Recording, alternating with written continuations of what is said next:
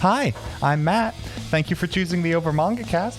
What kind of manga can we get started for you today? Would you be interested in, something good, psychologically horrible? Blood on the Tracks, I hear, is really...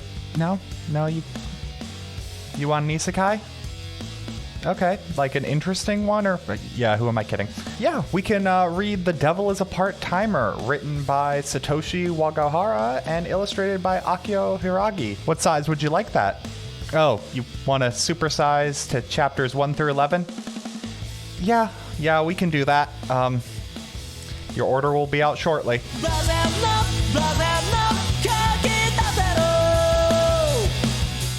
Hello everyone, and welcome back to the Over Manga Cast. My name is Sam, and as always, here at the top of the show, we talk about what our familiarity with the franchise we read this week is. I remember watching Devil is a Part-Timer. I think we did it as part of the anime club back in college, which means this is way older than I thought it was, and I definitely feel my age. But I remember decently enjoying the episodes I saw back then, and that's really about it. Matt, how about you?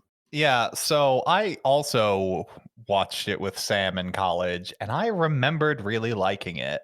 However, the fact that season 3 is just coming out now is really hitting me, just how long of a gap there was. Mm-hmm. Yeah. All right. Jay, how about you? Same. I watched it separately, but I too remember watching it in college. And enjoying it. I thought it was very comical and light. And I am equally surprised to hear that, one, that there is a continuation, and two, that it's taken so long. We'll put it that way. Oh, Actually, a correction. I'm an idiot because apparently I was unaware the second season came out in March of 2021. Mm-hmm. So that means there was a 8-year gap between season 1 and season 2, and so then what's going on, guys? a 2-year gap between season 2 and season 3. You know what? Props to them for the improvement. That's a gold split right there. If they were looking to have maintain their market, they are their strategy is very questionable. And Jacob, what's your familiarity with The Devil is a Part-Timer? I've heard of it. I actually ended up just surfing YouTube after I had finished the reading. I bumped into The Devil is a Part-Timer, the dub, and watched about half of the first episode. But I'd only actually, honestly, this crew talking about it before this point. I'd not ever watched it. So we begin our journey in this latest bout of isekai nonsense, with the isekai having already happened.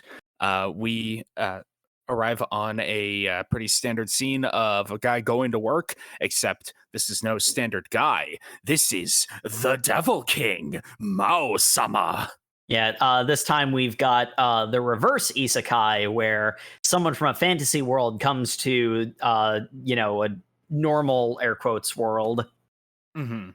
A less common variant because the power fantasy inherent to modern isekai can't be shoved down your throat quite as hard.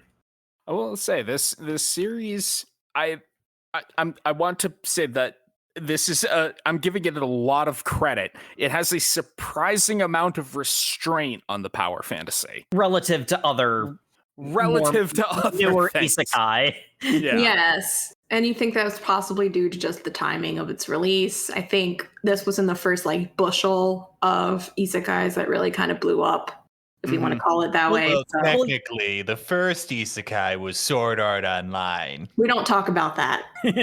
Well, technically, the first isekai was actually some obscure thing from the 80s. Escaflowne. Technically, the first isekai was a Connecticut Yankee in King Arthur's England. Yeah, but that was made by Westerners, so it's not real. Yeah, I think getting back on topic, I think the thing about The Devil is a Part-Timer is it came at a time when isekais were still trying to actually be stories. Success or failure of that, your mileage might vary, but this is back when they were at least trying. This is the beginning of the modern isekai paradigm, and we open up with our main character, the eponymous Mouse-sama, who is being berated by his male wife for not Yes. paying attention to the budget. Very true. But we need the fridge. The summer's coming up and the food will spoil. But we need the bike because that's how I get to work. I forget what the other thing is, but there's 3 things that he bought that he was being chastised for. Mm-hmm. As you should. Oh, it's just a real domestic. It's a very domestic situation, and it is juxtaposed with the backstory plot of how he was once the mighty demon king Satan, who was rampaging across the land of the Holy Cross, Enta Isla, which, yeah, land of the Holy Cross, that's just a compass rose in a geographic formation right there. However, his invincible demon army was destroyed by a mighty holy warrior, and before the final blow could be struck and he was slain, he harnessed all of his magical power to flee to a new dimension and just kind of dropped into Tokyo and got arrested because he was a weirdo in a costume. Yeah, don't do that. So the big thing is once they're arrested, it's Mao-sama and male wife Alciel, I think is how Alciel, yep. They the second they arrive in Tokyo, they are in a human form. Mhm. And They're very human, Joe Schmo. yeah, and they find out that they don't have any of their magic because Earth doesn't have magic the same way. And as they're kidnapped by the police, they're like, well, better use up some of my remaining magic power to hypnotize him. And they hypnotize the police officer and say, hey, can you just give us a bunch of exposition for how your world's different? And also we speak Japanese now. Mm-hmm. Yes. I love how they gloss over that because you can spend time, actually going into detail and world building. Nope. Insert. I love how, spoiler alert, more characters from that world come in, and they never talk about how those people learned Japanese. That is very inconvenient for the plot. And They never talk about how those characters were speaking Japanese before they showed up in the main world. Hey, that was telepathy magic. Don't you play 5e? You just need to be able to speak a language, not share one. No, I mean why they're talking Japanese, why they're speaking in Japanese in the portal on the way there. Don't ask these questions. We're just continuing on. So yeah, the big conclusion from this is that the world of Earth does not have gods or demons. People have long since stopped believing in them. They now believe in capitalism, which means Mao-sama is now going to harness that for his own. The ultimate evil power, capitalism. I gotta say, I do really like Mao-sama because his great evil ambition is to be the best worker at this McDonald's so that he can get promoted and obtain capital and become the ruler of this world as a CEO. I'm just saying, it sounds like a solid plan to me. He's just so casual and chill about everything, but he goes into his head almost to remind the audience that no, I still am a demon lord. We're still doing this plot. Kind of. Indeed. And thankfully for our boys, they kind of fall into getting a place to live. It's not a very luxurious place to live, but as they were wandering around looking for somewhere to crash, they ran into a landlady, a very, very large woman. They went to a realtor. Yeah. They only had one place in their budget, so that realtor really didn't even do much of a job because it's like, I found the only place that will accept you. It's this large lady who seems very into you, and then not within the course of our reading, but maybe after, I guess, is strongly implied to not be human. Yeah, strongly implied.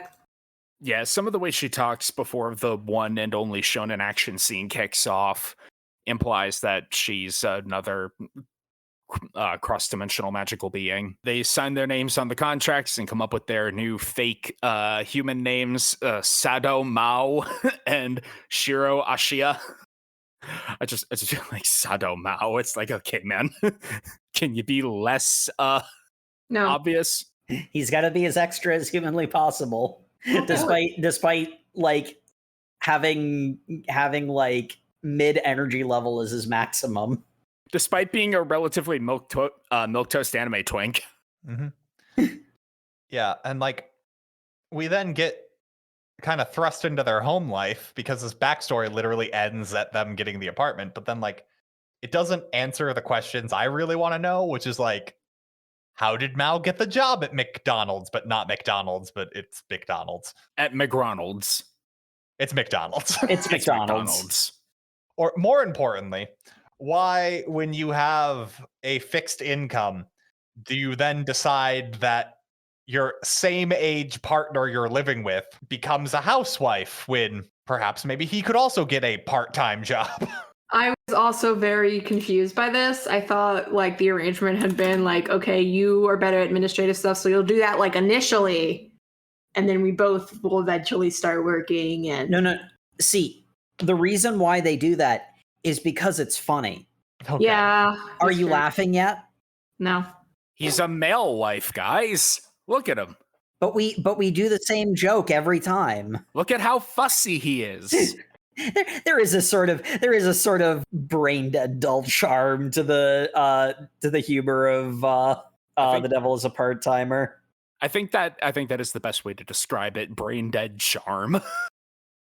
If I had to give this manga the like biggest benefit of the doubt, I'd assume it's because Alcial doesn't want a position above his master. So if he also got a part-time job, that would put them on equal footing. That would be fun for the dynamic, though. Because then imagine him getting promoted faster. No. I'm sorry, my liege. These foolish humans don't recognize your glory like I do.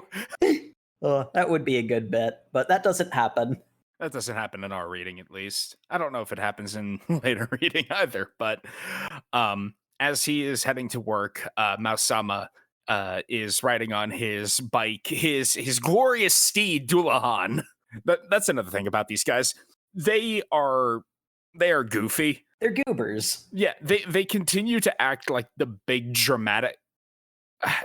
They don't really go to the hilt on it, but they still act like the big dramatic fantasy characters that they used to be. And I think that's part of the reason why Alciel hasn't gotten a job, just because they haven't integrated well enough into human society yet.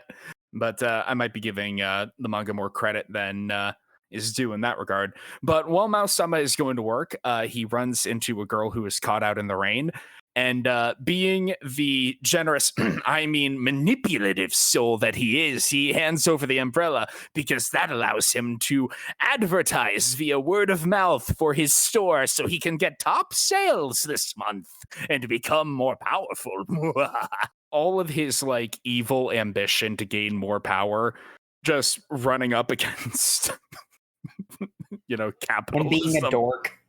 Running up against him being a dork and capitalism just makes him an extremely diligent worker and kind of inoffensive.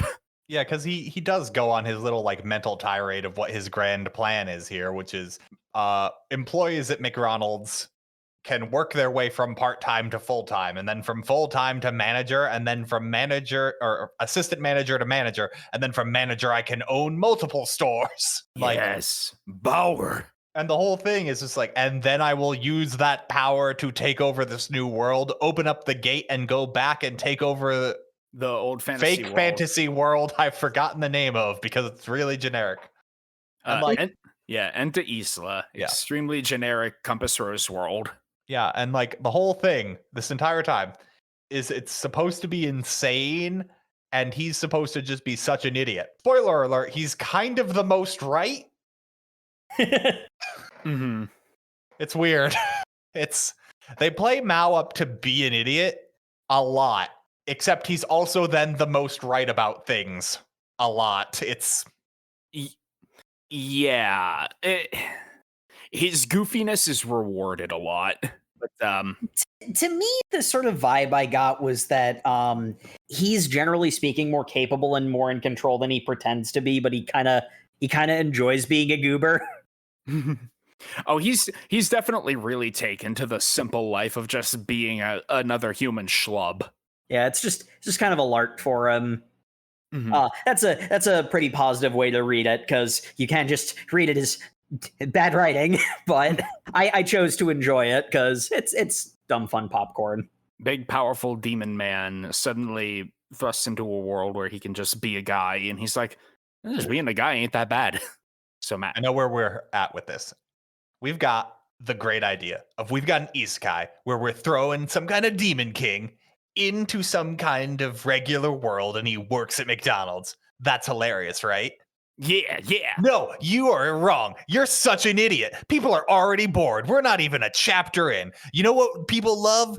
Big tittied high school girls. We haven't even talked about Amelia yet. Oh, right. We need to introduce the love interests in order. Do we? Because they kind of happen simultaneously.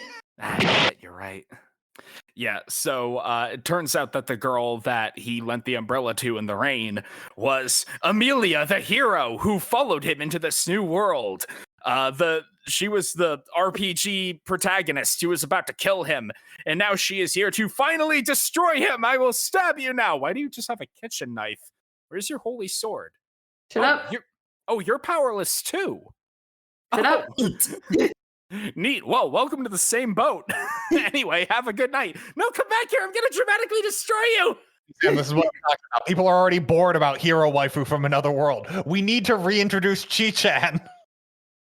Oh, I do really like the bit, and like again, it goes to this well a couple of times, but I really do like the bit of her like losing the plot of where she is, and like is just like, the cops show up.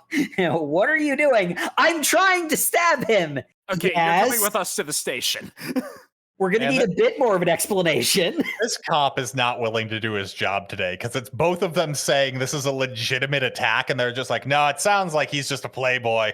Like, you two are having a couple spat. I'm not getting involved. She was attacking me with a knife. Yeah, that's fine.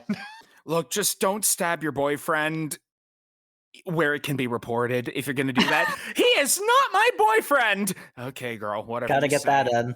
Yes, it's very important. He's not. Just go take some couple counseling. We're not a couple. It's like Chowder and Panini all over again. Love it.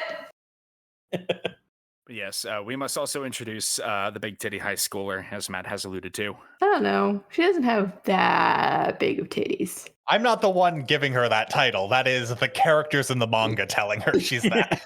Yes. The important thing is she is a big titty high schooler, but she's also a big titty, like she's a manga character. So the fact that her boobs aren't like twice the size of her head makes her seem, relative to other manga characters, not that big. Yeah, this isn't Dragon Maid, but Oh my god. Oh, gods. We're never reading Dragon Maid. We're never reading Dragon Maid. And I'm the one saying that. Unless you requested over mangacast@gmail.com. No, please no. It will be ignored. Please do not. But yes, we do get to see Mouse-sama at work, where he is just the pluckiest, happiest go-getter you've ever seen. Excellent customer service. I do like him just being Mr. Happy Customer Service while Amelia is trying to have important plot conversation, and he's like, all right, is that for here to go? Do you want the combo with that? All right, 1 Big Mac, please. Coming right up, ma'am. Is that cash or credit? And she's just completely deadpanning. She's literally stopping people behind her from like ordering, and he's just like, nope, we're in the lunch rush. Please leave. Mm-hmm. I also need to be a good mentor to Chi-chan. Like, she's over there asking me how to do stuff. Yes. Another one of the workers at this McDonald's, local high school girl, who looks up to Mouse-sama. Quite literally, she is small, but also metaphorically. And she is point blank on Mouse-sama, going super hard above and beyond as what appears to be a single mother with a young child and an infant comes in, and he's like, food allergies. Okay, here's everything that could be that allergenic on our menu. We can put in special orders for you to make sure that nothing happens. Oh, I see you also have a child there, so that child probably you've got some microwavable food. You can use our microwave. Put this in for 20 seconds, Chia. But she said it was 40 seconds. Yes, that's for a home microwave. We've got an industrial microwave here. Okay. And she's just like, damn, that is the coolest thing I've ever seen. I now crush on you super hard. I'm now going to talk to you. Oh, nope. The manager is now yelling at us for talking. And then Mao's just like, hey, boss, you literally told me to be nice to her. What's the deal? You can't have both. She's just like, I don't think you understand how fast food management works. I will tell you to do both and get upset with you no matter what you do. Damn it. Have you considered the fact that corporate is sending in potential spy customers? Wait, what does that have anything to do with? So you better not look like you're slacking. But I'm just being a mentor to my fellow coworker. Stop coddling her. Okay. This character doesn't show up again. Yeah, this character doesn't show up again for the rest of the manga. So I'm assuming she does show up again. Unfortunately, they barely spend any time in McDonald's, considering it's the namesake of the series. Yeah. Yeah, it doesn't come up a lot. As Masama is heading home, he runs into Amelia again, because she was like, yes, now for our confrontation, where I can finally destroy you. And he's just like, can we not? Like, I just got done with my shift. I'm trying to go home and sleep. And while they are having this exchange, yes. They start getting shot at. Now there's a sniper. I didn't see that coming. And in one of the most confusing lines in this entire manga, they are hiding behind a metal grate and like bullets have pierced through and they're looking at the bullet holes and Mao just goes, BBs can't pierce a metal grate like that. They must have a gun. How does he know that? I don't What know. weird knowledge to have. There must be hoodlums in the neighborhood he lives in. Also, they're not really even hiding behind the grate. They're just kind of standing there, dodging. Oh, don't get me started on how the blocking and paneling in this is. It's real hard to follow action. Oh, yeah. Like, that is easily my biggest complaint about this. I can't really tell where anyone is or who is saying what half the time. It also doesn't help that, like, they'll change the font for the speech bubbles, but not like in a way that's supposed to signify a character talking in whatever quirky way they've got. Rather, it's different characters taking on different tones of voice. They do also do it for different languages, but they don't do it consistently and they do it infrequently enough. And then also the stuff that Sam mentioned in addition, which basically makes it gibberish. Mm-hmm. I'm just like, okay, there's more than two characters on the panel here. Who is saying what? It also doesn't help that Mao and Amelia will basically say the same thing at each other a lot of the time. Yeah.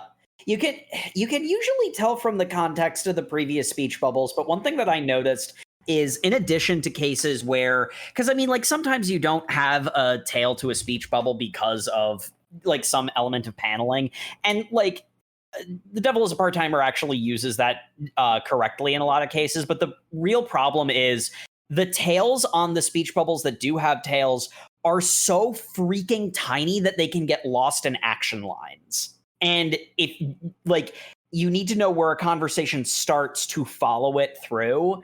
So it can take a second look over a page to figure out, you know, what somebody which person started the conversation. Plus the paneling on this, so dense.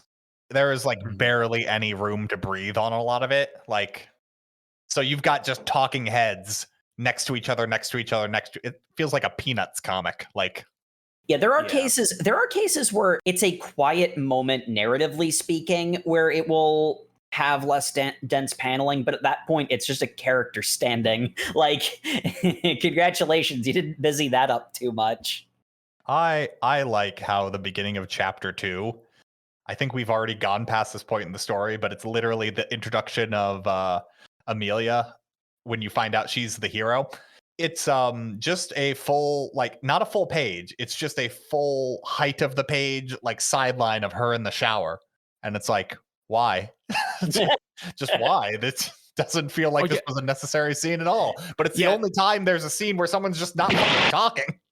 Yeah, there's that nude of her in silhouette with like the holy sword where Mao's like, she pulled that knife on me instead of using her holy sword. I suppose that means she's as weakened as I am. But yes, after they run away from the sniper, Amelia dropped her purse, so she doesn't have her bus pass to get home or the keys to get into her apartment. So she has to stay here with these goobers. How awkward. How awkward. And Mao-sama's just like, okay, can you guys literally not be weird about it? I'm going to bed. Bye. I will say, as much as I'm mocking this, in a lot of cases, Mao no-selling it does actually make the scene work. Mm-hmm. Yeah. Oh, because otherwise, like, why would she come to her greatest enemy's house to sleep? Mm-hmm. Like, you would think she would rather just try and like curl up on a park bench than. She and Alciel are both playing this absolutely straight, where it's like, my demonic liege, why would you trust to have that woman here? Don't think I want to be here any more than you want me here, demon. Like, can you two please just stop? I have work tomorrow morning. It's 2 a.m. for God's sake.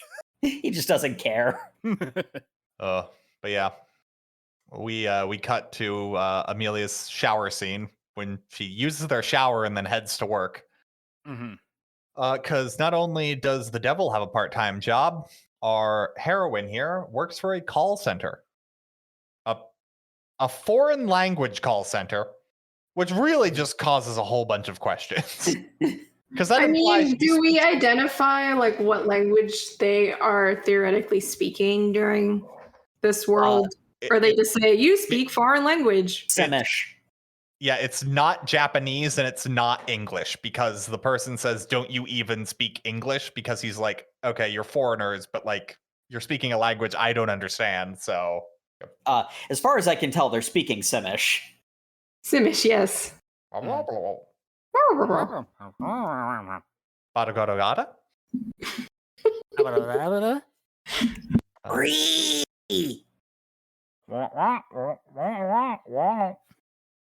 Man, we just had so many people click off the episode here. Like, only the real fans remain. Only the real ones stuck around for the Banjo-Kazooie noises. Anyway, yes. Amelia talking with her work friend in the call center, where her work friend's just like, hey, do you want to go get lunch together? I lost my purse. I need to go deal with that. Oh, maybe I can take you to McDonald's and spot you for lunch. I really don't want to go to McDonald's. Same. Yeah. And in the thing that hurt my soul the most, it's 5 minutes to lunch and I just got a call. God, that hurt me on a spiritual level. But she goes to take this call, and she's saying, hello, this is Emi Yuso, her pseudonym in this world. How can I help you? And the voice, speaking in presumably Japanese, begins taunting her as Amelia the hero. Oh, no, that's in their language from there because it's got the little indents.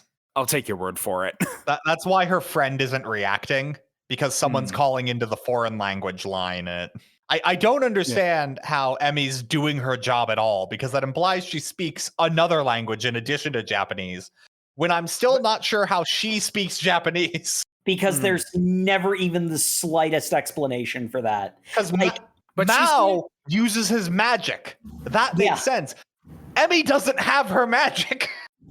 But she's also doing the thing where she's talking like nothing is wrong. Like she's doing, can I ask who's calling, please? Are you the one who tried to contact us last night?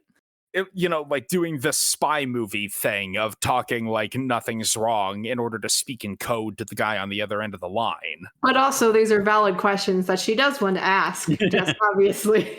The context is a little bit different. Yeah, I liked that bit. I thought it was cool too. It just who are you? What are you calling about? I wish this manga was that clever more often, honestly. Yeah, I'm just with Matt with wondering, okay, what are you speaking in right now? Because the way you're talking makes it sound like you're talking in Japanese and you don't want to alert your Japanese coworkers that something is up. Guess maybe this implies that the language from the other world is another language that exists on Earth? That doesn't make sense. But they're speaking common. It's so weird because we get told her job is explicitly to be the foreign language call rep. Like, so maybe they hired her because because she's got red hair. So they're like, oh, you're a foreigner, so you can speak English. And she's like, yes, I can speak English, but she can't.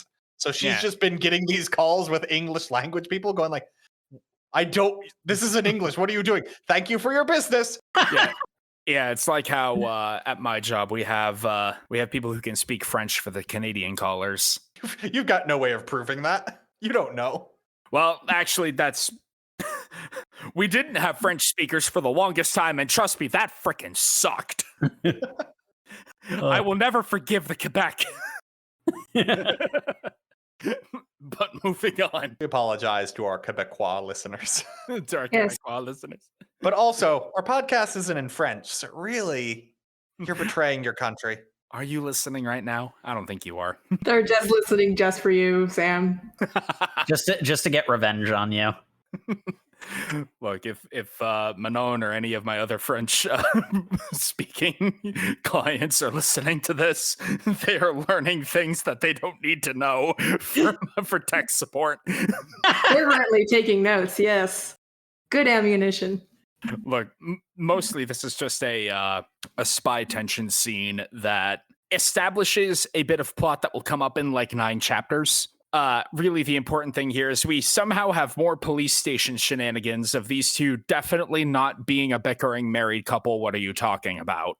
Which of the pair options? Because what happened was Mao left his bike at the scene of the shooting, so the police bring in him and his like stay-at-home wife for questioning, and they're not arrested. But they need to call someone to pick them up from being questioned. And Amelia's the only one they could think of. They say something about verifying their IDs, but I don't know what's going on. I think they mean like testimony to like verify that, hey, this person is who I can vouch. Yeah, that's how I kind of interpreted it.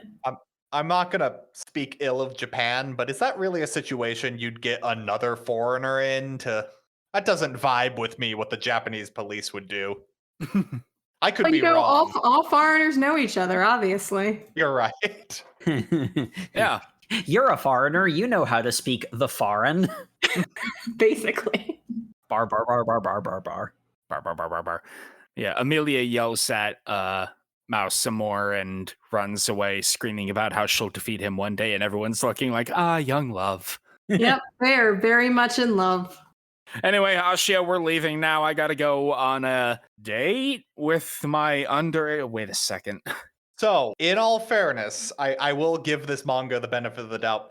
They do have every single character involved in this say how creepy it is. Mm-hmm. But what has happened is Chi-Chi has told Mao that she's been hearing voices, and we've not been mentioning this, but every time something supernatural has been happening, there's been an earthquake. And Chi-Chi had like a kind of traumatic experience with an earthquake. So her whole thing is, hey, I've been hearing voices, Mao. Could I go talk to you in private? Like, can we go get like a coffee or something and I can tell you about this? Except no one believes this isn't a date. So they go through to get information. And then also Housewife Sama wants Mao to look super pretty for his date. It's very confusing because... See, nobody thinks it isn't a date except Mao, who... No. Mao knows it's a date. He's the one who calls it a date. Yes. Yeah, the thing about Mao is, and like, this didn't come off that creepy to me, mostly because like Mao was kind of upfront with Chi-chan right away, where it's like, so you're kind of considering this a date, right? Yeah. I'm not really about that, but I'll play along to make you happy. Okay. It does have the vibe like he's just kind of humoring her puppy love. It's not so much a romantic date as literally just a coffee date. Like it's a man and woman going out for yes, coffee. we are going on a date in the quite literal way. Yeah. Oh, yes. They say it out loud too. Like Mao and Chi like say that out loud. There is no misconception about what this is, which is good, I guess. It's just their intentions. Their intentions are very different. Are they? I have no idea what Chi-Chan's. I have no idea. No, we know what her motivations are. We don't necessarily know her husband. It's feed her husband, have more kids that will be abandoned. Yes, we're all aware what Chi-Chi's I hate that you're right. But Chi-Chan, the character in this manga, not Dragon Ball, she has a huge crush on her coworker and has romantic feelings towards him. Mao-san is like, yeah, she's got puppy love towards me. Whatever. I'll humor her, and we're gonna go talk about this thing, and I'm just going to act like there's nothing romantic happening right now. Yep. And that would be complete. Oh, you want to hold hands? Yeah, this is a crowded street. We don't want to lose each other. I mean, to be fair, there's really nothing wrong with that either. Like, that's the exact thing is this is above board on pretty much every front, except it's so above board. Yeah. Like it's not even like he's her superior. They're literally equal status. He's just a senior and like he's senior in that he's been there 2 weeks longer. Like it's not. Yeah. In other words, you readers made it weird. No, not the readers. Real shame. Amelia and Alciel made it weird. I've got words about how Alciel makes it weird when Amelia calls it out because he's just like, oh yeah, you're right. This is weird, but we're doing it for information. Cut to a beginning. I had to make sure he looked incredibly attractive because that girl thinks she's on a real date. So I'm going to give her a super good real date. It's like, stop playing both sides. You goddamn weirdo. He literally just folded like he was the one setting up a lot of this. The second Amelia confronted him on it, and it's just, I do appreciate how Amelia has the whole thing of like, don't you notice? She got her haircut. She's wearing a new perfume. That's a nice tight-fitting outfit to show off her curves. She is on the hunt for a man. But I wouldn't expect men to notice this, except Mao literally points out all three of those things upon meeting her. So it's like... Yeah, it more feels like the two clueless side characters are stumbling about. They're behind the rest of the audience who has already seen the two characters involved already talk out why this isn't that weird. We also have Amelia getting boob envy for Chi-Chan. Yeah, because it's a manga. That's what has to happen, I guess. It's not that impressive. Her breastplate, getting a piece of armor for her breast probably costs more for her. What? What are you talking about? I do appreciate how Alciel is just like, I have no idea what you're doing, woman. Why are we just watching them awkwardly at the coffee shop, by the way? You were the one who started that. Let's go into the coffee shop now. Wait, why are we going into Why would we do that? It's so stupid. So what's happening meanwhile is Mao-sama's talking to Chi-Chan, and she's telling him that basically someone was shouting in my head a whole bunch of information about, hey, are you... I don't know who's listening in on this line, but it's probably only a few people. We're just letting you know there's going to be more earthquakes, and they're probably going to get worse. Peace. Also, we'll be there soon. And Mao's just like, hey, that sounds like Idea Link, which is a magic from our world that allows you to telepathically communicate with other people. That means people are using sonar pulses to create ground tremors, and then they do this weird thing where they're like, demons use sonar pulses, and humans use holy power to do something that's exactly the same but different. And it's just like, cool, yep. Are we going to go into any of this? No, we're just going to mention that demons and humans have the same power but different ways. Cool, fine. And that's what's causing the earthquakes, because people are looking for people here. Yeah. And the main takeaway is Mao just kind of tells Chi-Chan, hey, let me know if you hear any more of that, because I'm going to let you know you're not crazy. And she's just like, wow, that's why you're so cool, Mao. I really think that I might be in like oh no, earthquakes. Or no, I'm sorry, it's not interrupted by an earthquake, it's interrupted by Amelia. Yeah. She Amelia barges into the conversation and makes it weird.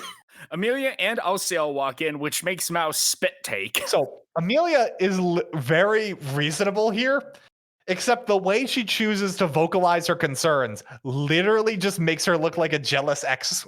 Like literally just a jealous ex. She sounds so much like a jilted lover. Don't you understand? This man is a demon, a dog. He's so evil. You shouldn't be even associating with him. He'll just make you unhappy. How do you know him? We're, some could say, very close, but not in a way. Stop. You're digging a hole. Our history is complicated, but like we know each other, and he's a bad man. Killed my dad. You're his ex-girlfriend then. No, I'm not his ex-girlfriend. Why does everyone keep saying that? Because you really sound like a jilted lover. I'm just saying, there's a very thin line between hate and love. That's basically Amelia's entire character, yes. You both have to know each other very intimately, right? Amelia's entire character existence is, I hate him, but he's so cute. But I hate him, but he's so sweet. But anyway, Chi-chan then stands up to defend Mao because he's very kind. And obviously she's got some kind of bias here, so I'm not dealing with it. But everything I've known about him is he's so kind and considerate, and I would never consider him evil.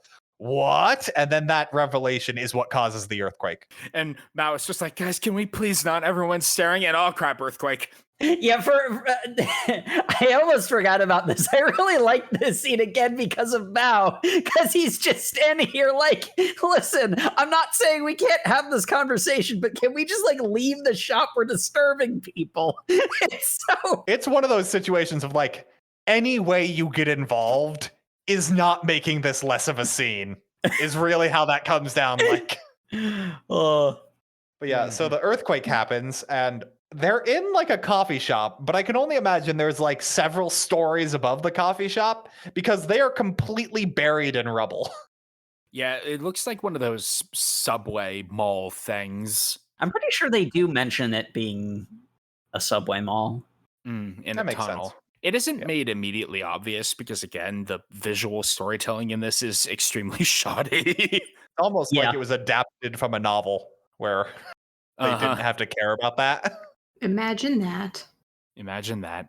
But yes, the earthquake happens, the tunnel begins collapsing, and in a very jarring transition, we find Chi-chan waking up in a pile of rubble. She's very confused until Amelia crawls into scene, bleeding from a head wound, but otherwise fine. She's like, don't worry about it. This will fix it quickly. You're really calm. Oh, yeah, tense situations like this are an everyday thing for me. You're really calm, too. That's just because I've got someone else here. Otherwise, I'd be freaking out. It's one of the more human moments. Mm-hmm. Hey, you want to pick up this whole thing about, like, did you date Mao at all? Because you were never clear about that. And she's like, oh, no, we didn't date. But I would wish his death, like, repeatedly. I want him to die. I wouldn't accept it if he died here in this accident. That won't sate my honor. He needs to die by my hand. What? So you're hoping he's okay. Yes, so I can kill him myself later. Really sounds like you're in love with him. Okay, enough of that. We're just going to knock you unconscious. I am now casting command and the word is sleep. Oh, look at that. You failed your whiz save. Yeah, I do appreciate how Amelia is the one who knocks her out rather than deal with her because that gets brought up again later, how that'd be an incredibly shitty thing to do. Yeah, one of the things that the manga likes to do early on is Amelia is the noble hero. She will do things that only makes her seem like a spiteful villainous bitch. It's part of the role reversal. I was about to say, role reversal is basically the thesis statement of this manga. Like, they lean hard into it. Yes, it's the tag of this. I mean, the thesis statement of this manga. But yes, Mao-sama does enter the scene with his cool new satyr form.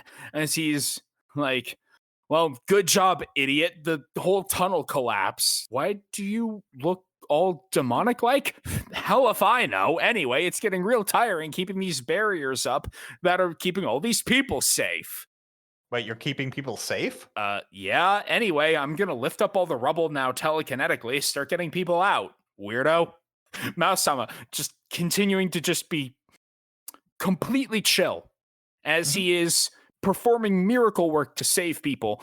And we get to, unironically, my favorite part of our reading, which is Amelia's backstory, as she is actively questioning, why the hell is the Devil King saving people?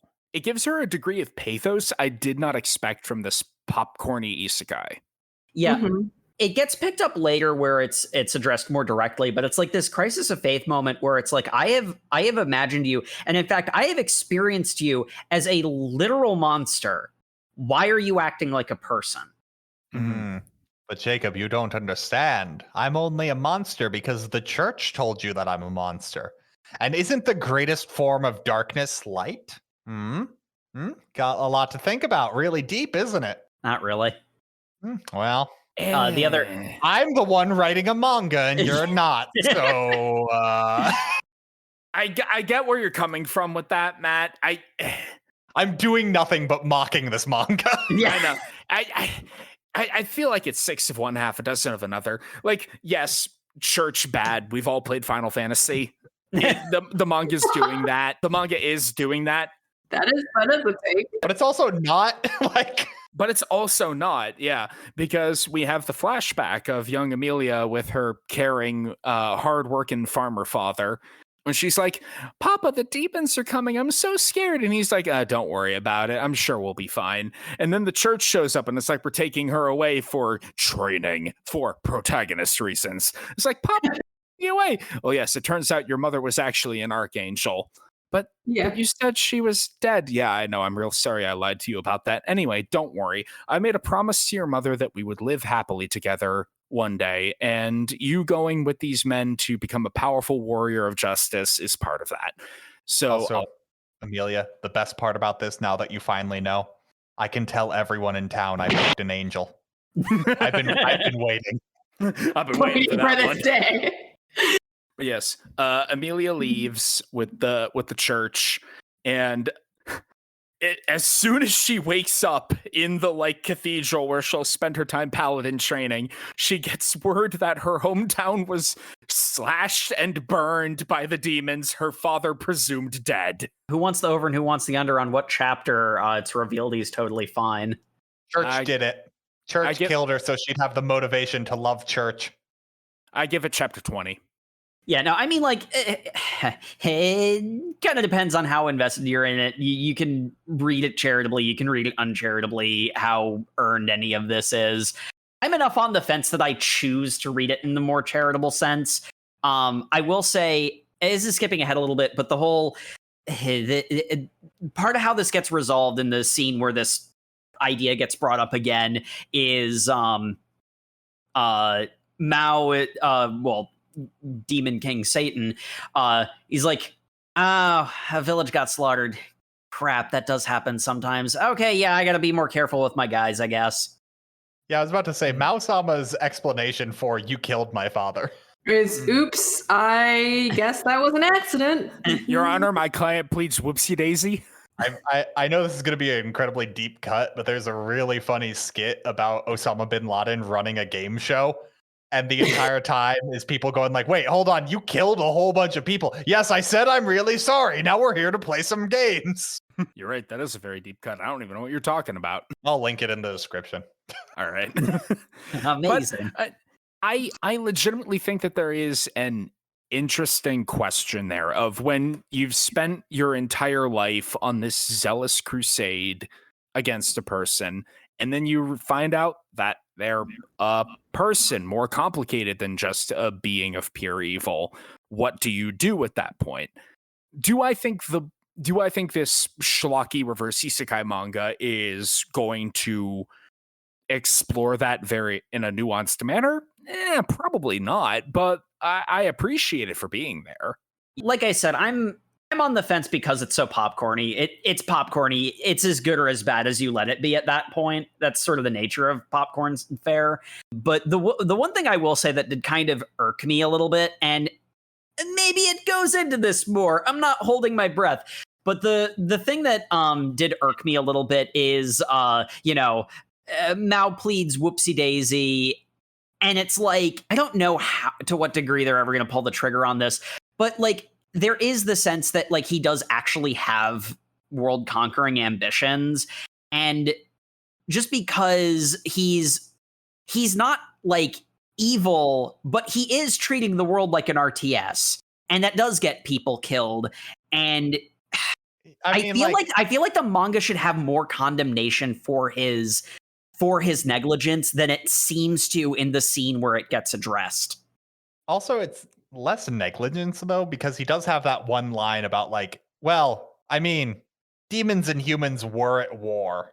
Yeah. So there's kind of the implication that humans have been killing demons in their villages. Mm. So it's like a simple act of retaliation or self-defense, and it's just like, I did not. That sucks that I'm able to now put like a face and name to it, but It's war shit happens. yes. I am now a human, so I suddenly feel sympathy for humans, but Look, I've played Horde's side in World of Warcraft long enough to be very tired of this, but That's rough, buddy. That's rough, buddy. when your father's village was destroyed, it was the worst day of your life. But for me, Mao-sama, it was a Tuesday. Look, I'm sorry about Terrasgard. I didn't tell Sylvanas to do that. I think you did. But it wasn't personal. When you downloaded those pics off that website, Sam, you were justifying that genocide. We get a bit more backstory and setup for Amelia, where she had her hero party, including Punchman, Alchemist Girl, totally not evil bishop guy. Man, I can't wait for two of those people to not exist in the final chapter. Yeah, this isn't Crazy Food Truck. But yes, they managed to escape from the collapsed tunnel. We learned something that I think is set up for later, which is that Chi-chan's father is the same policeman that found. Yeah, that they hypnotized. Yes. Oh, yeah, that was weird because I thought what that was for was they were saying, oh, that must mean she's sensitive to magic because her father was the one who heard the explosion and came going. So there must be like a sensitivity to magic in You're right. in their bloodline. Yeah. Except that's not the justification for why she could hear voices. It's a red herring for an element of a magic system that wasn't explained until the explanation was given. Yeah. So it might be important or it might not. It's not clear. Read more to find out. I do appreciate the time where Mao-sama is just going like, oh, your dad's coming here? And Chi-chan's just like, yeah, so I didn't tell him I'm on a date. And also, you're much older than me, so he'd probably get mad. And Mao-sama's like, yeah, he'd get mad. I'm going to leave. But I'm also going to wave to him as I'm leaving. I was going to say, by the time she's halfway through that explanation, he's already understood. I'm gone. Yeah, this would look bad. Oh, your dad's a cop? Well, this is a crime, so I'm leaving. That's even worse. What are you going to do? Cancel Satan? You don't have the power. But yes, we have an entire half of this chapter dedicated to, I think it's more setup, because Amelia's work friend is like, oh wow, that horrible event happened to you.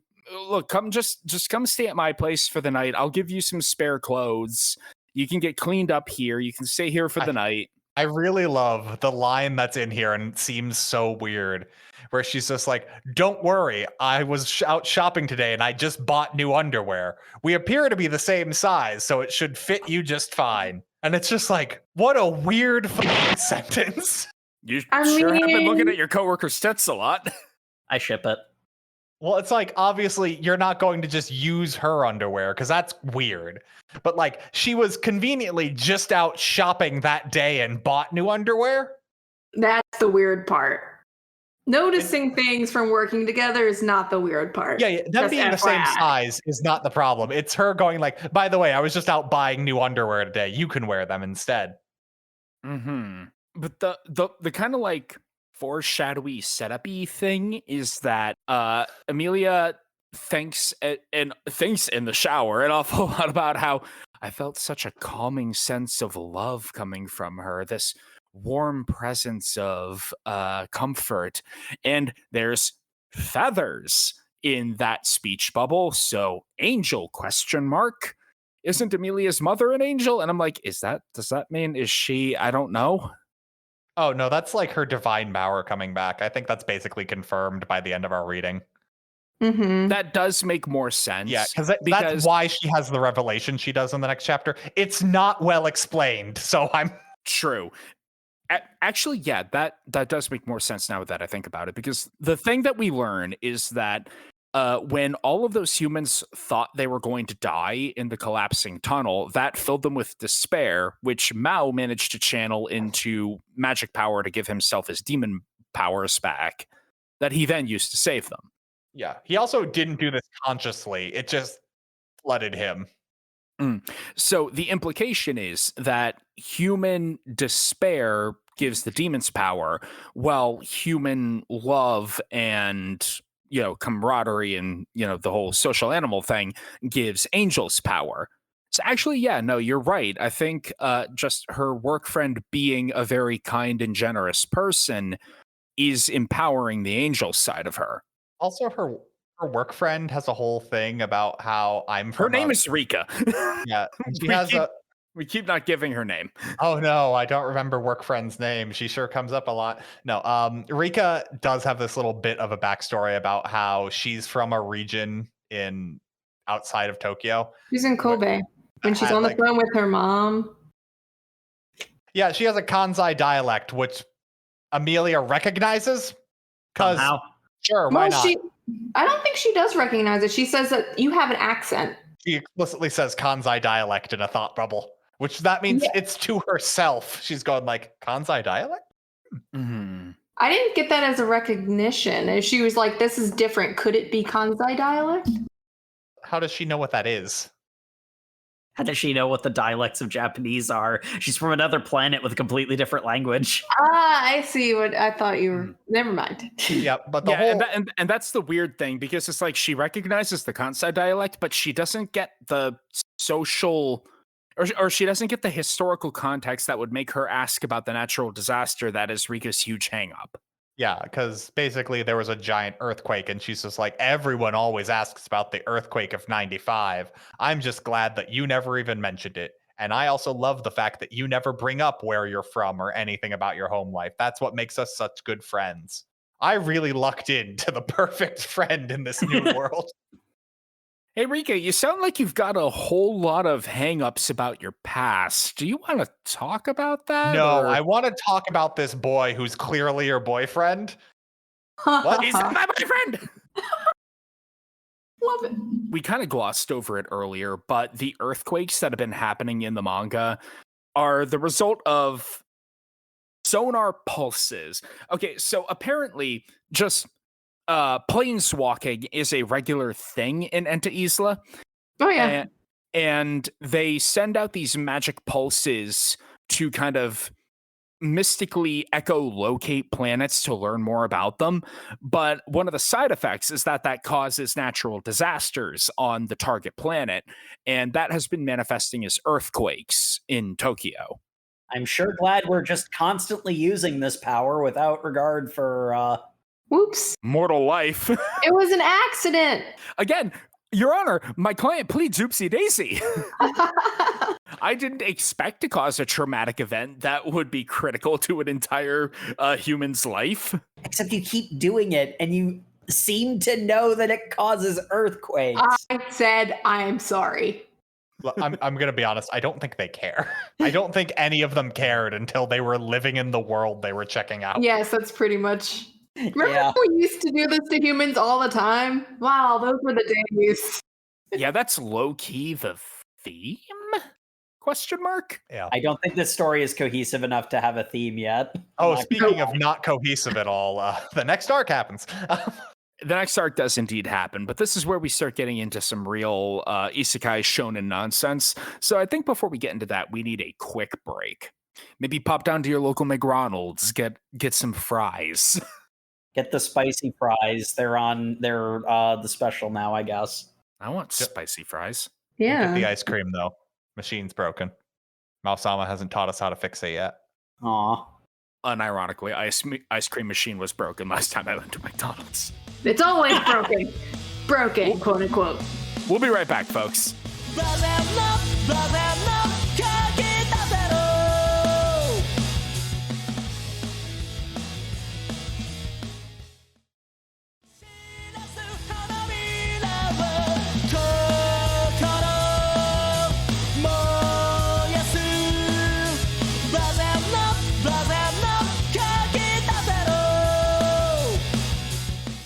And welcome back to the show, folks. Where last we left our heroes, they had just survived a natural disaster. As you do. And Amelia fell down some stairs. That Yes, also she did happened after here. breaking her heels. Yes. It's not really explained. It's just there for a bit. They warn her not to.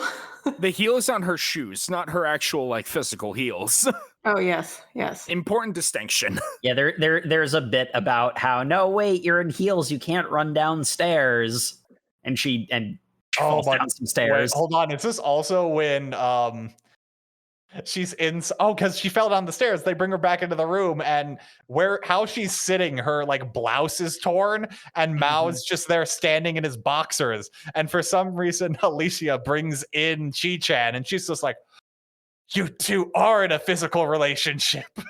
Yeah, no, because Amelia showed up to pay Mao back for the 1,000 yen he had spotted her a couple of chapters ago, and he's just in a wife beater and boxer shorts. Like, are you really doing this right now? It's my day off. Come on.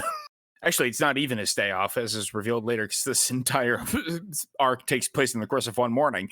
But oh my god, you're right. What is the time scale of that? Time has no meaning in this manga. Neither does space. Yeah, but yeah, it leads to Amelia's brought in after she face plants on the stairs, and she face plants on the stairs. All they have scotch tape to bandage wounds shut because they're poor, remember? So Alciel is sent out to the pharmacy to get some disinfectant, and Mao is kind of looming over Amelia, just like, you're being a real weirdo about this. And she's like, you're being a real weirdo about this. At which point, Alciel returns with Chi-chan. And yeah, my man's in his underwear, looming over the girl in the torn blouse, is pretty suggestive. Oh, Sam, I'm not blaming the high schooler for misunderstanding what's going on here. I'm blaming Alicia from... Why did he bring her in? Yeah, he knew what the situation was. He left the room to deal with the situation that they were in. There's no reason he should assume Mao is wearing pants. So that alone should mean he should not bring in the high school girl. I'm blaming the universe for the extremely contrived scenario that resulted in Alicia being in this state of semi-dress. Okay. That whole her falling down the stairs thing did not need to happen. It jostles you a little bit, you know? Gotta let the girls breathe a little bit. We needed a Pratt fall that turned into this scene. Yeah. And then we have this scene. Chi-chan sees this, and she's like, they really are in a physical relationship. I'm such a fool for thinking I could compete. And she turns and runs away crying. And it's like, okay, so this is the dramatic arc we're going to be following. It's your classic rom-com misunderstanding. He's going to need to find some way to make it up to her, prove that he's not really with Amelia. We get more drama out of that, blah, blah, blah.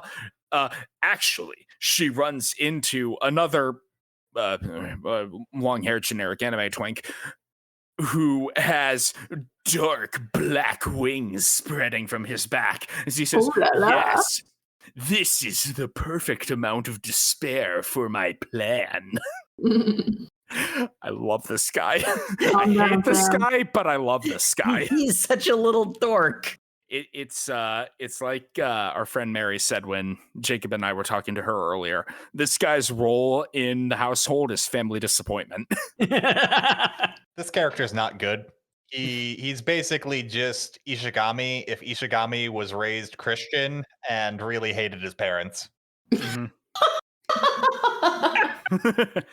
Because this guy grabs Chi-chan, she passes out for reasons. And he just kind of holds her under his arm for the rest of this arc.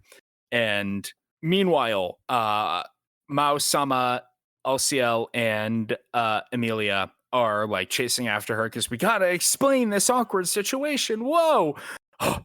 Is that you, Lucifer, the fallen angel? Big reveal. It's like, yep. Yeah. So this long-haired anime twink is... You keep calling him that, acting like that's derogatory, but all it's doing is making me very, very, very into this. Yeah, he fulfills the checklist of he fulfills the checklist of sad boy. Yes, very high up on that checklist. Yes. I am not immune to sad boy propaganda, but like, God, this guy's a loser. Because yes, he is Lucifer, the fallen angel, cast out from heaven and became one of Mausama's great demon generals. But he always wanted to surpass Satan and become the most powerful force of wickedness. Also, the evil bishop is here. By the way, bishop is evil. Yes. Yeah. Church evil. You played Final Fantasy, right? Church evil. Yeah, I know. That I now understand it more the third time you said it.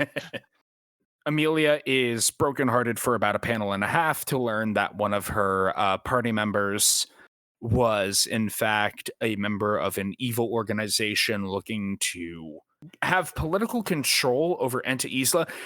From the way that it's described, it sounds like the church had the idea that Amelia, being the great, glorious, holy war hero, would become Paladin Queen of the universe, and they didn't want that, so they conspired to isekai her in order to take control for themselves. Yeah, and I think there's also a kind of weird undercurrent that they think throwing their support behind Lucifer to like round up the Demon King's forces and then be granted access back into heaven benefits them somehow.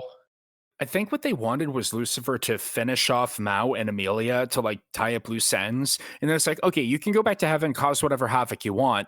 We'll have our temporal earthly power. Mao's presence in the scene is basically to just mock how cliche this all is, quite frankly. Oh my God. I hated this so much.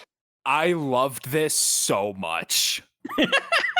The dichotomy of man. Hey, man, we did an incredibly bad action scene where none of the characters' actions make sense. I know. What if we just have the smart-ass character just sit on the sidelines going like, that's a really bad plan. I wouldn't have done that. Wow, what kind of hack is writing this? You're writing this. This is you.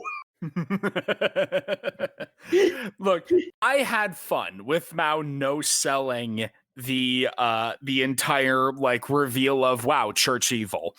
And my favorite part was Amelia going like, wait, no, the bishop. And the bishop then pulled out a gun and started shooting people. He's got a gun.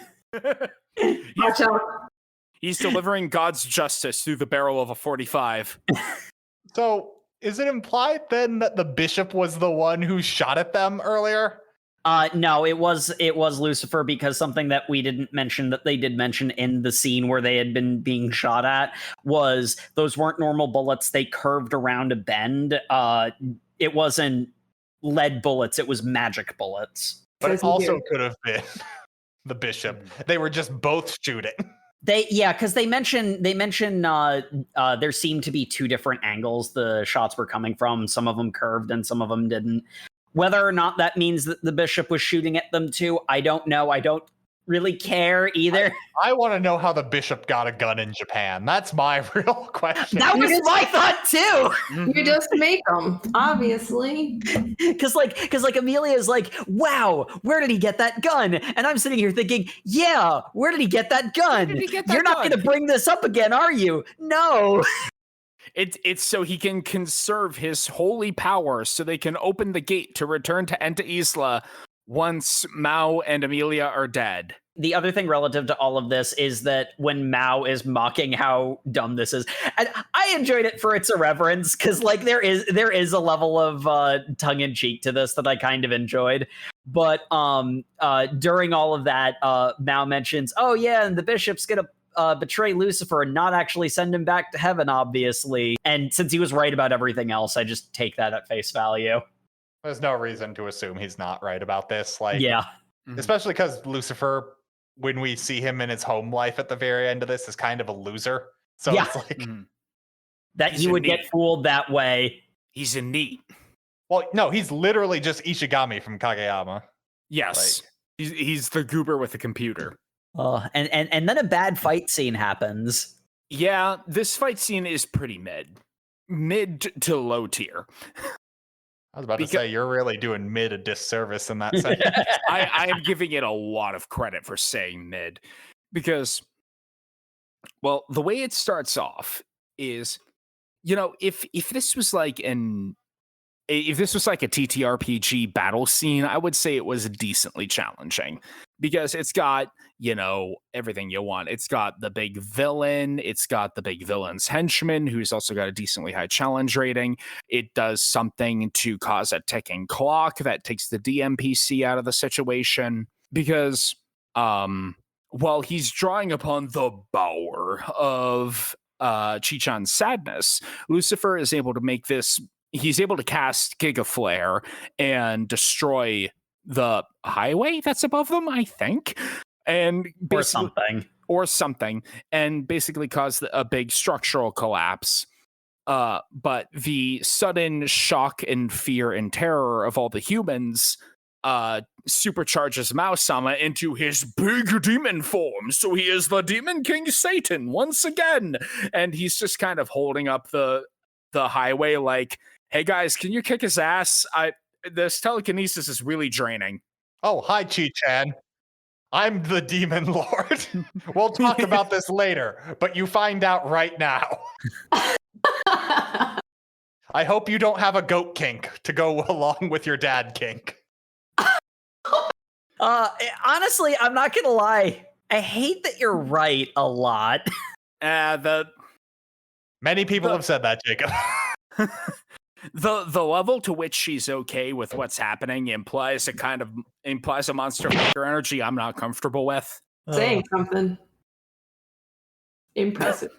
Don't call me out, Jay. Children, can we just have one non-explicit episode, like just a month? No. I would love that. No. Never. Yes, Amelia goes to fight Lucifer. She conjures up her holy sword and uses her angelic power, which makes her hair turn white. By the power of the moon, I will punish you. Something, blah, blah, blah. And Alciel also gets a power boost, allowing him to activate his demon form to fight the bishop, which is like 2 rounds of the spellcasters just throwing their... Sam, you skimmed over the worst part about Alciel getting the power boost. Is they ask for, how could that possibly have happened? Oh, when you were murdered, when Mao-sama got his powers back, I got some as well to keep me alive. But that happened like several bits ago in the fight. Yes, once I noticed I was naked because my pants were ripped, I ran back home to get a cloak. Ah, yes. Right, we forgot to mention, Lucifer shot Alciel dead. He also shot Mao dead, and neither of those mattered. There was like an entire chapter of Mao running with like carrying Alciel's corpse and like dragging Amelia along, running away from Lucifer all over the city. Yeah, that did last a really long time, didn't it? That lasted a really long time for how little it mattered. And Lucifer gets shot, or not Lucifer, Satan gets shot in the heart with a magic bolt, and it's like, yes, now that the Demon King is dead, I will cast Giga Flare again and destroy you, Amelia. At which point, that's when Lucifer transforms into Giga form, and he's just like, I said Lucifer again. Satan activates his Giga form again, and it's just like, haha, the human brain can stay alive for several minutes after the heart stops, which meant I was able to survive long enough to absorb all the despair that you caught. Okay. Also, didn't you know villains like us are really lazy? So we never actually finish off people. We just try and hit them with one attack. Yes, you're trying to be genre savvy, Mao-sama. I understand. It's extremely dumb. I had fun with it. I'm not going to call it good, but I had fun. So, Sam, imagine you were reading a novel where the main character of the novel just started telling you how the plot of the novel you were reading was stupid. Because that's the intent of this. Matt, I've been a fan of the Dresden Files for 20 years. I don't think that's the same thing in any way. That just proves you haven't read the Dresden Files as much as me. I really think you're wrong, but we'll move on. Anyway, the point being, that ticking clock element that I mentioned is that Amelia and Alciel fight off Lucifer and the Bishop long enough for Mao to gently put down the highway. And he shows up, slaps the Bishop into a corner, and then proceeds to grab Lucifer by the head and just kind of big dog him into submission. So dumb. The fight scene, like all of the fight scene was absolutely terrible. The bit at the end was more of that irreverent, I had fun with it kind of stuff. But I really do like the part of this scene where Mao goes, it's a manager's responsibility to apologize for his subordinates' mistakes. Damn. Mm-hmm. Internalized. He's vowing for that assistant manager title. Yeah, and that's his excuse for why he drains all of the demonic power out of Lucifer and Alciel to, I can only presume, cast a time reversal spell to undo all the damage their battle did. Yeah, he just knows how much magic it takes to fix the ground. It's really just Weiss tapping his staff on the ground 3 times. Like they don't explain, do they wipe memories? Do they he has the ability to do that, so that must be what he did, but yeah, I think he just reversed time. Maybe. But then People there's a whole are looking around confused at the place being fixed. So I don't know. Here come the men in black. There's a whole thing with Chi-Chan, how he's just like, hey, yeah, I'm Satan, and I know that probably gives you a whole bunch of confusing things. And yeah, I know you're mad at me because I'm evil and the embodiment of all chaos, and I've killed Amelia's dad, apparently. I didn't really give a shit about humans at the time. I'm a better person now. I understand if you'd be mad about that. How about I just erase your memory and you can move on? And she's like, that's the worst thing you could have said to me. You sure it's not the multiple murders I just confessed to? No. Mind wiping. I'm leaving now. And then Chi-Chan runs away and he's just like, I don't understand women. Amelia then just looks at the side. Oh, really? You don't understand women. Do you understand? No, I have no idea what's going on. Well, you see, it's because she loves you for who you are, Mao-sama, which means that even if you are the Demon King, she would continue to love you despite being the responsible for the slaughter of thousands of innocents. I'm beginning to worry about Chi-Chan. Dad, I want to go live at your house where we've got Wi-Fi and snacks.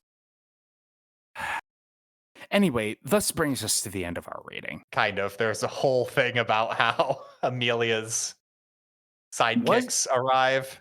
Was there? I stopped paying attention. Yeah, the last chapter is really long, but it's those 2 people we mentioned earlier showed up and they explained that, in case you didn't pick it up, the church is evil and the entire church is evil, and the 2 good guys are the good guys because they knew the church was evil, so they escaped to the world. So now, despite the fact they know how to they also just confirm how generation of power is, as humans no longer. Also, Mao is the one who says this, so he just knew this entire time. Humans no longer worship gods, so the ability of creation is locked within their souls and can switch between good and evil on a whim. So all humans are able of giving divine or demonic energy to whoever they want, kind of. And that can be used to make power, and that all Mao needs to do is create a natural disaster, and then he's got like a feedback loop where he could easily be full power whenever he wants at this point. Except Amelia's like, hey, that would be really evil, and he's just like, yeah, you're right, I'm not really evil. I'm gonna do this the right way by being a good worker. Also, Chi-Chan's not talking to me at work anymore. We're not really sure what's up with that. Yeah, there's a whole thing of him really dodging around the question of, are you going to go back to Enta Isla? I mean, I want to go back eventually to take over the world. Are you going to go back to Enta Isla? I really want to just take over this world first. Are you going to go back? You know, I could really go far in this corporation if I work hard enough. Yes. like the good guys don't want to go back because the church is there waiting for them, and Mao-sama doesn't want to go back because he loves humans now. He's gone native. Yeah, he's just kind of chilling. He doesn't care anymore. He's gone native. He's domesticated. He is willing to just live the average life of the working schlub because that itches the ambition deed in his brain. I don't know if he's gone entirely native, but it's just, I want to say that as you're alluding to, there is progression, or at least the promise thereof. And it kind of got to the point where, at least my preliminary take was, in the world that they came from, it was just kind of like nebulous, good versus evil. Like, yeah, because it's like, as the heroes are complaining about how the church is so corrupt and this whole like politicking BS, he's like, that would never happen in the demon world. Demon world, total meritocratic system. That makes me think that since he's the demon king, he's just got this like Goku like ambition to be the best in order to earn more merit. Yes, and when you're already the best, you're like, what now? And then you're like, hey, this is a new place where I'm not already the best. I've got this whole new world of corporate bullshit ladder to climb, which will make me the most powerful, and then I can rule over all with the power of my capital. I can then work my way to franchisee, allowing me to open new restaurants that I can take to Alta Isla. Yes. World domination, one step at a time. It really waffles back and forth between him legitimately partaking in capitalism and look at this stupid idiot. He thinks that actually being a diligent worker will get him promoted. I don't know. With how don't say that. That hurts. I know it hurts, Jacob. It hurt me too. Anyway, thus brings us to the end of our reading. And as always, we ask favorite character and favorite. There's really only one fight. Yeah. Even characters, I'm just kind of like, Favorite character, if you can suss one out. I'm gonna say Mao-sama, just because, I don't know. There's something endearing about him.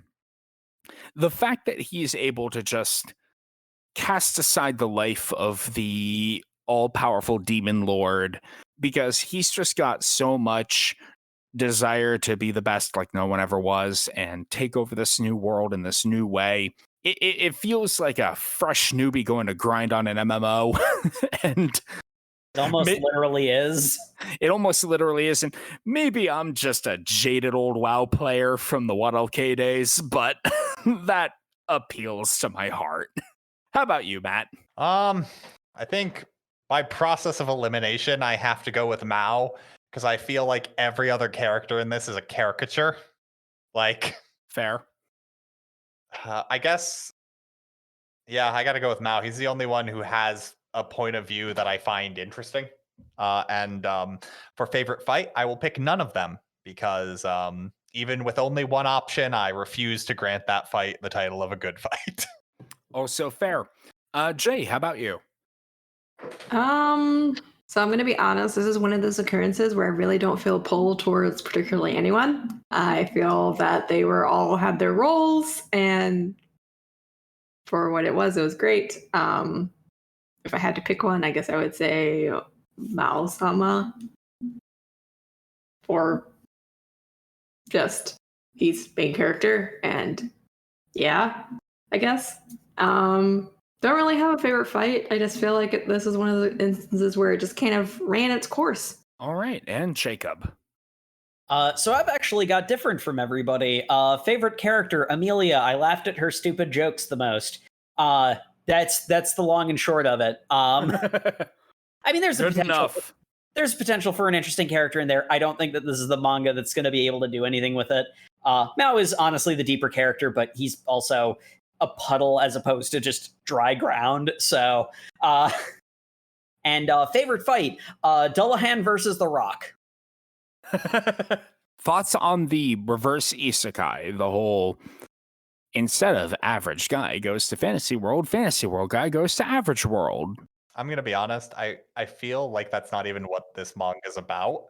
Mm-hmm. Like the main title is Devil is a Part-Timer, but that matters so little compared to Elta Issa politics following them into this new world.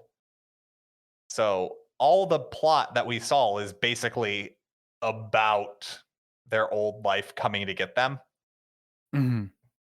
And like when you've got super generic isekai setting entering the human world, and that's what the plot is, I'm just like, I just want to see my like RPG villain working a grill at McDonald's. And I don't feel like I got a lot of that. And I was sad. I want to see him making fries and complaining about the broken ice cream machine that he needs to teach Chi-chan how to fix. And then her not being receptive to learning because she's upset with him. Mm-hmm. And then him having to navigate that new dynamic in the relationship. I also want to see him more of dating his coworkers, but I want to see him date the manager. That's how you level up. That is how you level up in McDonald's. In all honesty, thoughts on the reverse isekai from me. Boy, does this show its age. Isekai as a genre has a very, very specific advantage or reason why you use it. And SAO Turbo Nuke seemingly any manga, light novel, or anime writer's ability to use that one advantage, which is why isekai has the bad reputation it has. Isekai is a free exposition vehicle, and they don't use it because they don't have any actual, like, concrete rules other than church evil. Have you played Final Fantasy? So... It's like, why do they have two separate magic systems? Yeah. But they do identical things. They're different because joy and fear. Dichotomy. It's deep. But if it was a dichotomy, they should do separate things. No, it's different indeed. It's different. It's deep. You're right. Light is truly the darkest element. So would you continue reading? Yeah, despite how much I like this, personally, no. I found it really hard to concentrate when I was reading this manga. Because you have an attention deficit. I would watch the anime again after reading this, but I would not read more. Yeah, Matt here. I wouldn't continue reading, but like I've seen the first season of the anime at least, and I know I enjoyed it for some reason. I think it's mostly just this manga was so dense, but also like nothing happened. So it just felt like a lot of work to read, and I was really getting nothing from it.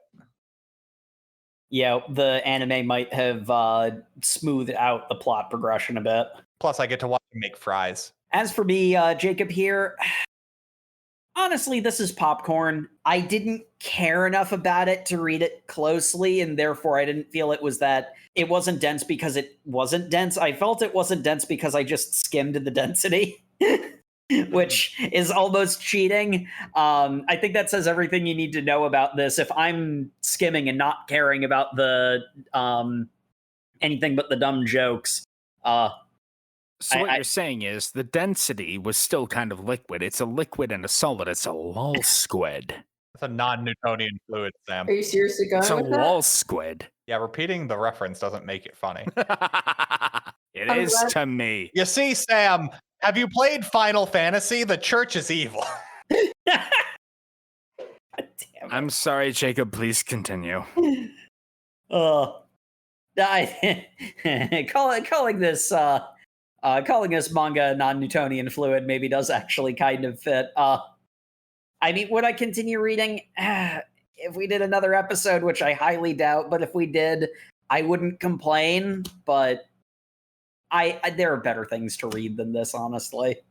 I'm gonna say right now, short of someone emailing us and telling us specifically that this manga becomes drastically different immediately after we stopped reading, so volume 3, I would never put this back on the list to read more of. Do you concur, Jay? Pretty much. I have nothing of substance to add. How fitting! There was nothing of substance in this manga. Yeah. Well then, thank you everyone once again for tuning into the Over Manga Cast. As always, you can find us on all of your social medias where we are at Over Manga Cast. We're also on YouTube where you can like, comment, and subscribe. Our episodes are up there on a 2-week delay. So if you want to catch up with our newest content, we also have overmangacast.com where you can also comment on the episodes there. And as always, we appreciate reviews, recommendations. If for some reason you want us to read more of this is literally the only way this can happen. Over mangacast@gmail.com, or, go to our website, give us a little feed, tell us how much you love us, because we desperately need your affection. Please, we need validation from outside forces. We're so lonely. Oh, welcome to the internet. And make sure to tune in next week where we're going to be reading Am I the Strongest? Chapters 1 through 13, because apparently we're not f***ing done with isekai trash, despite what I was told. No. I don't have a voting share in the partnership, Sam. You know this. It's really the only way we can curtail our power, Matt. I don't night, believe everybody. in democracy. Good night, everybody. Good night. Good night, everybody. Sleep tight. Or not.